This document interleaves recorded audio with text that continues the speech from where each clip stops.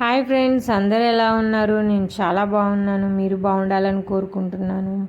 మరో కొత్త రెసిపీతో మీ ముందుకు వచ్చాను. దొండకాయ టమాటా ఈజీగా టేస్టీగా ఎలా చేయాలో ఈ వీడియోలో చూసేద్దాం.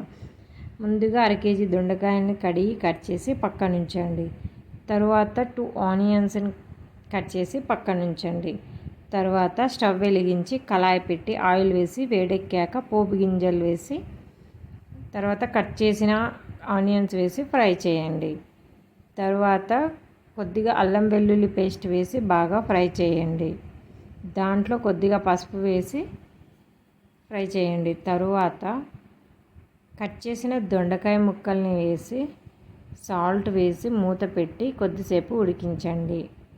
అలా ఉడికేటప్పుడు మధ్య మధ్యలో కలుపుతూ ఉండండి. తరువాత కట్ చేసిన టమాటా ముక్కల్ని కూడా వేసి ఉడికించండి. బాగా ఉడికిన తర్వాత కర్రీకి సరిపడా సాల్ట్, కారం వేసి ఉడికించండి. అలా ఉడికిన తర్వాత గ్రేవీ కోసం కొద్దిగా వాటర్ వేసి ఉడికించండి. తర్వాత కొత్తిమీర వేసి సర్వ్ చేసుకోండి. అంతే ఫ్రెండ్స్, దొండకాయ టమాటా ఈజీగా టేస్టీగా రెడీ అయిపోయింది. తప్పకుండా ట్రై చేయండి. ఎలా ఉందో కామెంట్ చేయండి.